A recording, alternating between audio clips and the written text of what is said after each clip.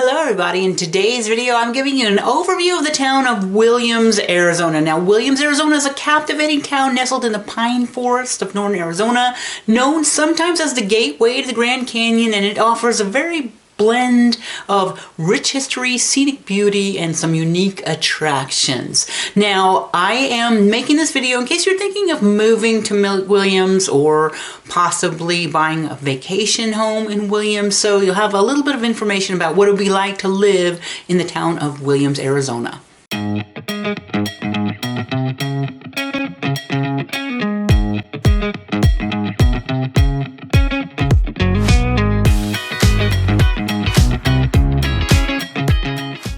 My name is Dawn Dickinson and the channel is Living in Northern Arizona, which is often copied but never duplicated. This is the original Living in Northern Arizona channel. I am a licensed real estate Arizona agent, so if you ever have a question about buying or selling a home in Northern Arizona, please reach out to me. My contact information is always in the description below, and if you give me a call or a text or an email, I will get back with you. All right, so let's talk about some of the basic information about Williams. Williams is located approximately 33 miles west of Flagstaff, and you can get there taking Interstate 40 westbound. It will take you about 35 to 40 minutes in the good weather. Now, I do want to preface that Williams is in the high elevation and is often subject to the extreme winter storms, and quite often, if there is a bad storm, the interstate could get closed down, sometimes because of some serious traffic accidents. So that is something to be aware of. In the winter time, it is not exempt from getting stuck in the bad weather. Located also 60 miles from the Grand Canyon. If you like to take those trips to the national parks, it might be a great place for you to have a vacation home, kind of having a home base where you can get to the Grand Canyon in an hour,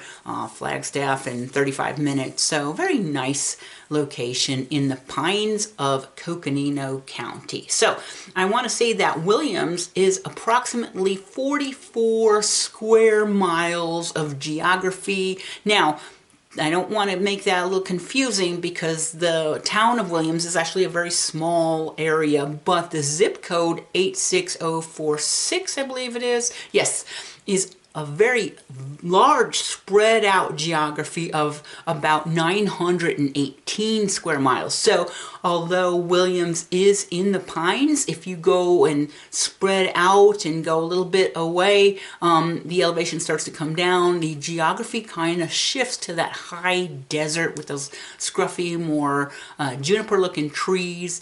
And so you may be looking at homes on Zillow and say, oh, this looks kind of interesting, but it could be very far from Williams. It could be out in the middle of nowhere. It could be out towards the Grand Canyon. A lot of times you'll see something that looks very attractive on paper.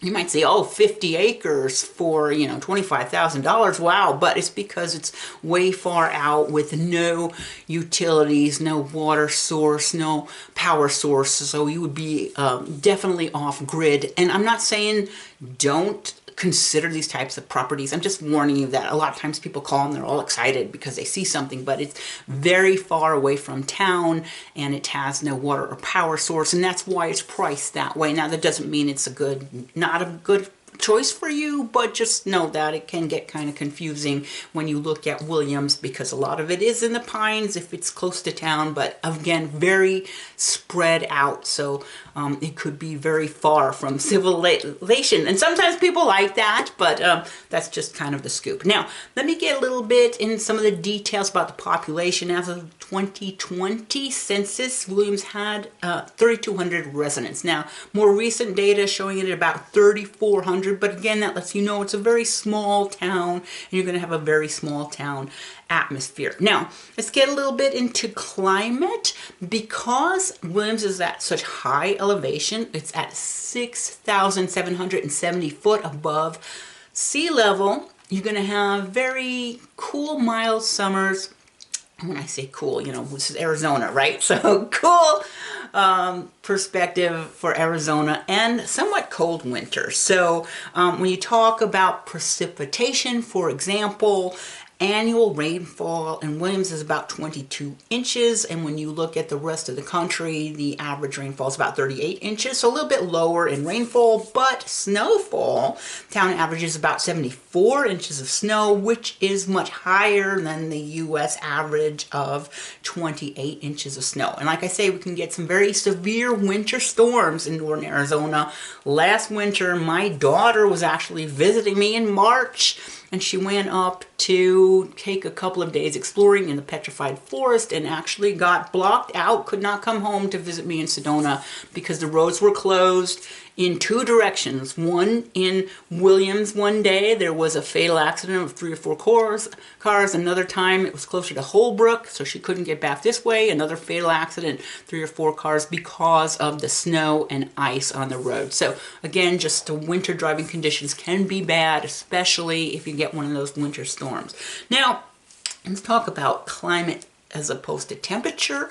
In the summertime, it's actually very nice, mild temperatures. The average high in July in Williams is about 85 degrees.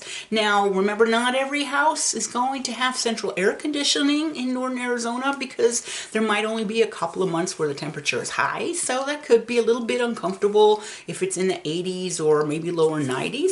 Now, the average low in January is about 22 degrees. Now again, the average high in January about 43 degrees, average low in July about 55 degrees. So again, nice summers, a little bit cold in the wintertime.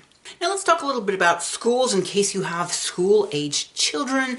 The town of Williams is served by the Williams Unified School District, and that includes Williams Elementary, Middle School, and Williams High School. Now, I get a lot of my data for these videos on the small towns in a couple of websites. Niche.com is one, bestplaces.net.com. That's where I'm getting the climate data, population data, crime data, and school data. So if you're interested in schools, I would go to niche.com because they are more into the school data. But it is showing both the elementary system and the Williams High School system having a grade of B-. But when I look closer at the stats, I might say a little bit worse than B-. I might put it at a C, because when you're looking at the academic proficiency on both the high school and the middle school, in the high school it's giving it about 25% of students being proficient in both reading and math, and slightly higher in the elementary school of maybe 26-27% proficiency. So to me that doesn't look very good, although I don't know what the national average is, so I can't really tell you that. But what concerned me a little bit is when you looked at the rankings of the school, and the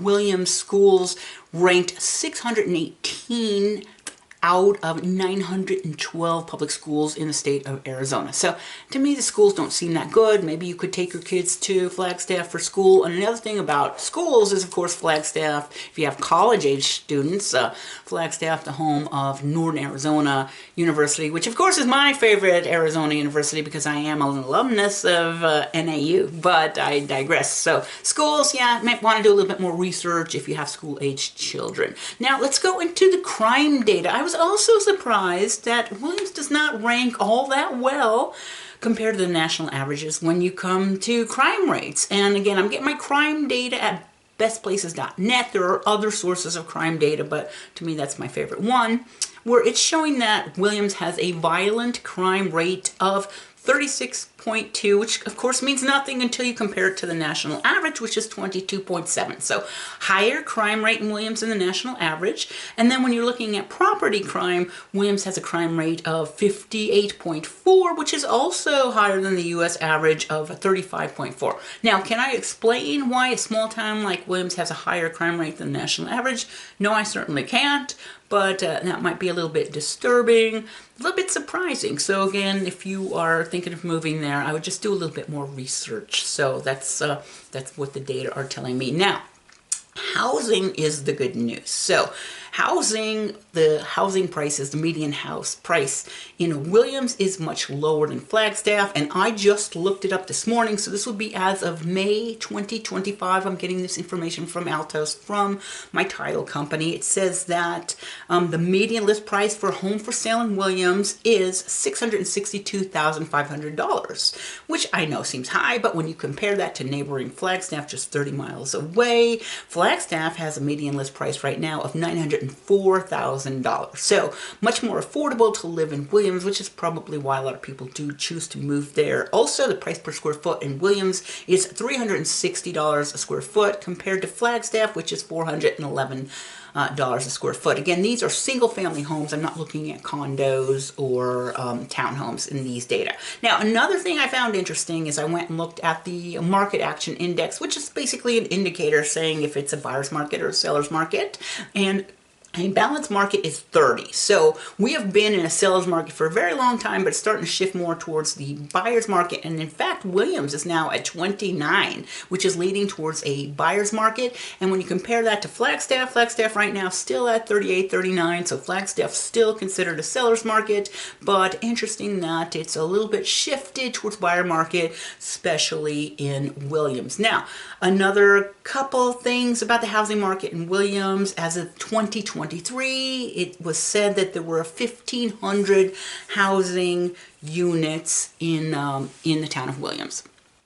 But when you look at how many of those homes are owner-occupied, it's showing about 77.5% of the houses in Williams are owner-occupied. Now, that could be a little bit misleading because some of those could be owner-occupied vacation homes, but I am talking about owner-occupied versus rental. So it says that about 15% of the housing units in Williams have been converted to short-term rentals over the last 5 to 7 years, which represents about 225 homes. And about 7.5% are vacation homes or long-term rentals. So now, a couple things that I want to tell you about Williams is, again, you know how we were talking about there's the town of Williams and a lot of houses that are close to the town, the 44 square miles-ish or so, and then a lot of town, land spread out, maybe about another 918 square miles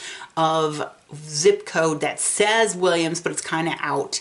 So the homes in Williams, that are like close to town, you can have a water source. But if you're going out on the outskirts of town, a lot of the homes will be on either a private well or a water delivery system. And what that means is there's a big water tank, and then either you can go get it and fill up the tank yourself, or more likely you're going to subscribe to a service that comes and it delivers water to you and fills your tank every week, every month, or whatever your contract is with the company. So a lot of these homes that are in the outskirts area are going to have water delivery or a private well. And so if that is something that bothers you, maybe you would want to pass on Williams compared to some of the other towns close to Flagstaff, right? So like Mormon Lake, Munns Park, those have their own private water companies, but there's not any that I have noticed. I have done several sales in Williams. Usually when I'm selling in Williams, it's going to be somebody's vacation homes. I very rarely sell short-term rentals, and near Williams, I have not ever sold a primary residence. But now I do want you to know, again, I have a couple of agents. I used to work right out of a Flagstaff office, and I have a couple agents that I'm friends with that sell in Williams all the time. So if you're interested in buying a home in Williams, I'm going to connect you with one of those agents. So that's just the thing to worry about, is the water situation. If you're a little bit out, again, if you see something that looks fantastic on Zillow and it's really cheap, it's probably because it's very far from town, maybe closer to the Grand Canyon, and you're going to be off grid and you're not going to be in the very high pines. That's just a couple of things to be aware of. Now, I want to tell you a little bit about the historic downtown part of Williams. Very cute.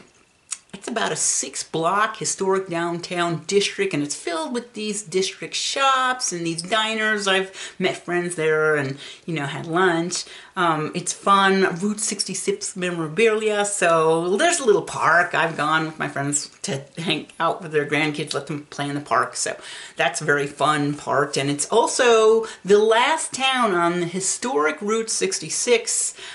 So it's kind of a little bit famous for that. It's part of the Route 66, isn't that the classic American charm. Now, it is also in the middle of Kaibab National Forest. So you are in the National Forest, and there's all sorts of outdoor activities. And if you're an outdoors person, that's probably the primary reason you would move to Williams, because you like the outdoors. There's all sorts of fun outdoor stuff to do, like hiking, camping, mountain biking, motorcycle, ride your side-by-side, looking for wildlife, hunting. If you're into all that stuff, Williams could be a really good fit for you. I do love all that that stuff. Don't do it as much now that I'm old, but you know, I lived at Mormon Lake, which is probably about the same distance east of Flagstaff as Williams is, west of Flagstaff. So again, I understand the draw to the nature. And again, if you're into skiing, you know, very close to Flagstaff, if you want to go skiing in the winter, cross-country skiing or anything like that.